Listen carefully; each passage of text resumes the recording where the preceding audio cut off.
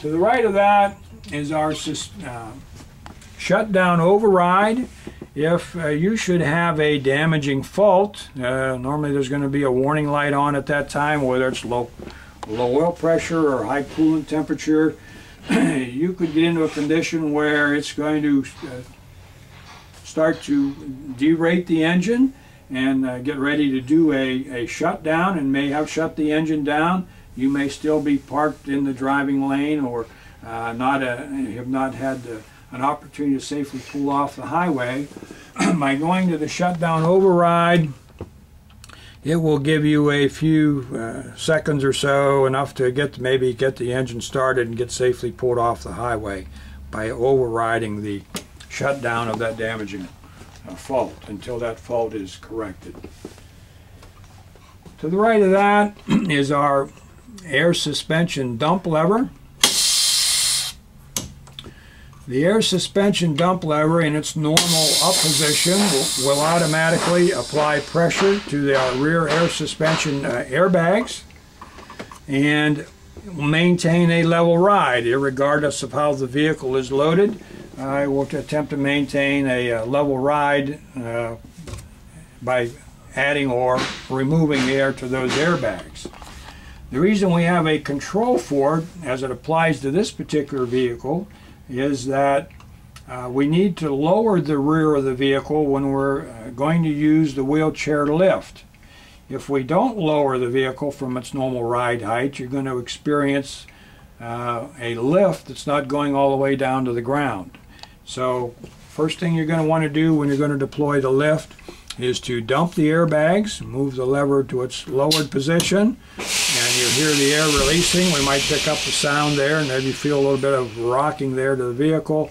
We have just removed the air from those airbags, and if we turn the key on at that time, we'll notice a warning light, and it's saying air suspension lighting up in red.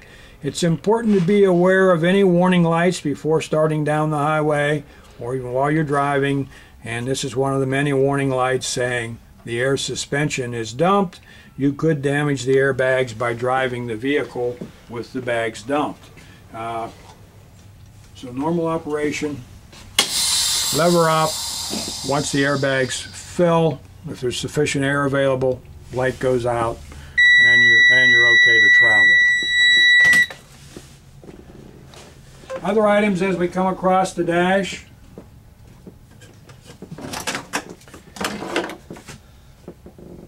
Our engine air filter indicator.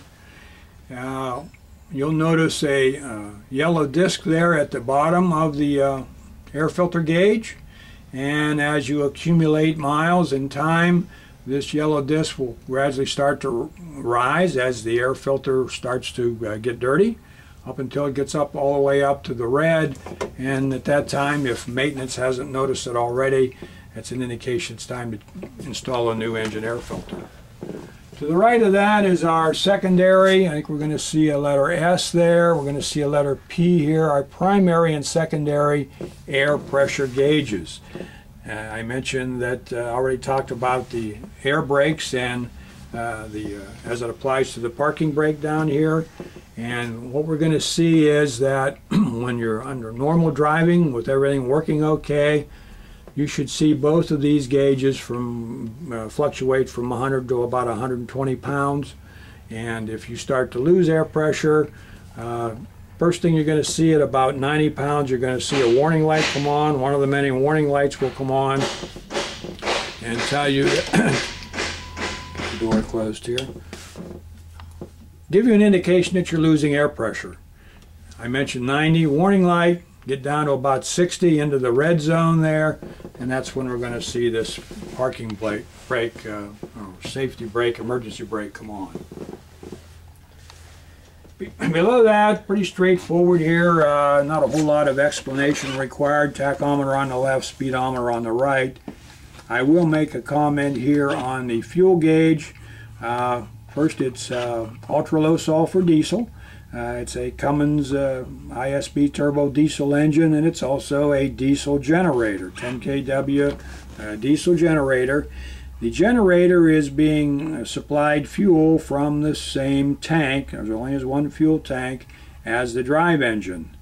Having said that, it's designed so that when you get down to in the area of about a quarter tank remaining, you're in a danger zone there where the generator is going to run out of fuel. That's intentional in that design so that if you notice that the generator quits because of loss of fuel, you've got a quarter tank left to go and replenish your fuel supply. The downside is that since the generator is also a diesel engine, small diesel engine driving that generator, onboard generator, diesel engines can be difficult to restart when they run out of fuel, up to including having to have maintenance come out, loosen the fuel line, get the air out of the lines, and maybe prime the system to get it started again. So rule of thumb, keep your fuel gauge well above a quarter tank so that you don't get into that situation. Oil pressure, coolant temperature, and another gauge here you may not be familiar with. Notice a gear there and a thermometer. Transmission temperature. Continuing on across the dash, we're going to see our door operating switch, and we'll go ahead and demo that. Pressing the top side of the switch is going to open the bus doors.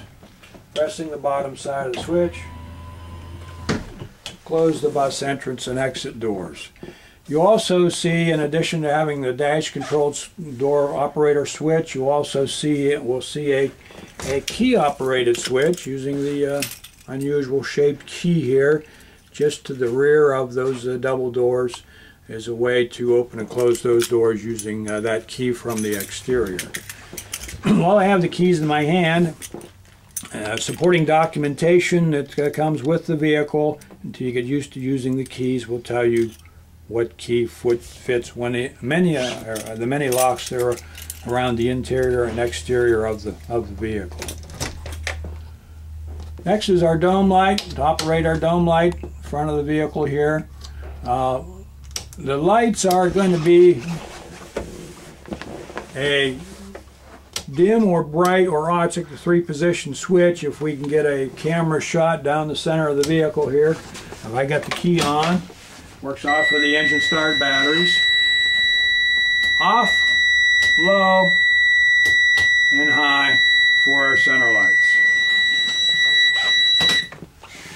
The vehicle also has a PA system, microphone for the PA, off, on, and volume here for the PA, all the way counterclockwise till it clicks is off, all the way clockwise for max volume, and there's also, not to be overlooked, a volume control on the microphone itself. So once you have the volume set at a desired level, you can use this switch as it's labeled here, external speaker. If you press the top half of the switch, you're going to have the PA sound coming to the interior and exterior speakers, and if you have the bottom of the switch pressed, it will be to the interior speakers only. Below that is our, as the label implies there, our on-spot chains. These are automatic ice chains. If you get an opportunity either to read the documentation that's provided by OnSpot, or if you'd like to sometime take a look underneath the vehicle, a picture's worth 1,000 words on how they work. So you might want to look under the vehicle when you get a chance to see those automatic ice chains. The safety cover here is so that you don't get an accidental deployment. You should only deploy by moving the switch in the up position there. You should only just deploy the ice chains below 25 miles an hour. You need to be moving. You should be moving, a good speed be about 3 miles an hour, but definitely below 25 miles an hour to either deploy or turn off your automatic ice chains if you need those chains for additional traction in snow or ice.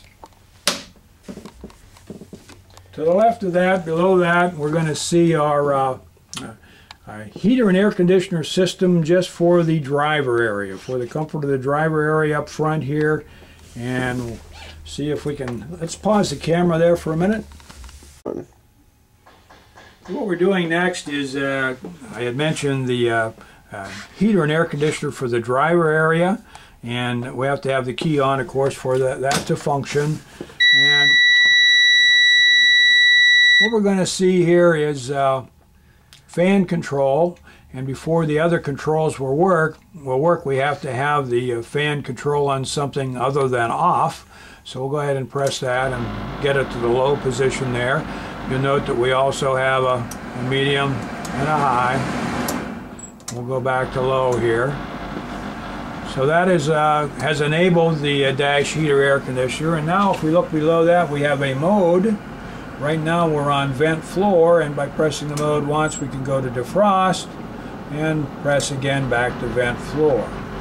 Above that and to the right we have our temperature selection, and to the right of the temperature selection you're going to see a readout there. That is the actual temperature as it is right now inside the bus at 73 degrees.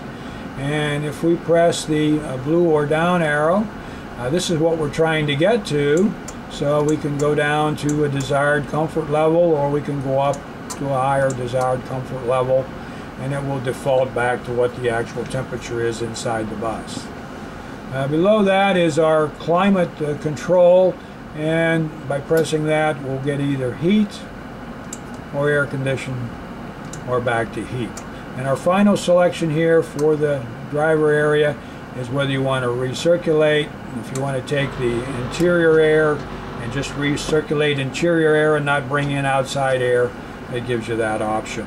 Word of caution there is on an extended trip or a long run time, you don't want to have a long run time of it on interior air, because you can get a buildup of toxins or even carbon monoxide. At some point in time you want to get some fresh air and introduce some fresh air into the vehicle by going back to normal non-recirculate mode. Below that we have a what they call an entrance or an entryway heater, and you'll notice it's off, low, medium, and high, and that is the vents that you see up there directed toward the entryway for an entryway heater. To the left of that we're going to see two lights here that work in unison. Whenever we have the wheelchair lift door open, that will light up in red, and our lift light will light up in green.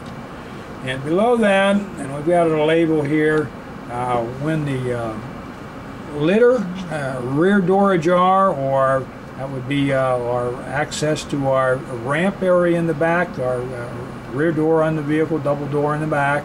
If that is open, this will illuminate, and if we have the shoreline connected, it will also illuminate. Also, we have an interlock here. If we have the rear door open, or if we have the lift door open, we have an interlock here that will prevent putting the transmission in gear until you remove those warning lights. And before I leave the dash area here, we talked briefly about the exhaust filter. One of the things that can cause the exhaust filter to prematurely start to plug and turn on our warning light is by running the engine for extended periods at idle, and I'm going to go ahead and start it now. Normal idle is about 700 to 750 RPM. If you're sitting for a long period of time at idle, that's when the exhaust is putting out the most pollutants.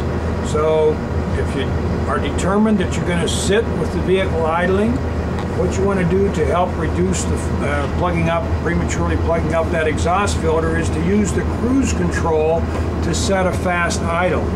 You'll notice when I turn the cruise on, another light will come on down here. Little speedometer with an arrow there telling us that the cruise is enabled. And if you press and hold the resume side of the cruise switch and watch the tachometer, you'll see that we can get the RPM to go up about 1,000. Press it again, and we can get it up there to a fairly fast idle. So you can sit for an extended period at that RPM without causing a problem with the exhaust filter. And simply by either turning the cruise off or pressing the brake pedal, will cancel and get us back down to a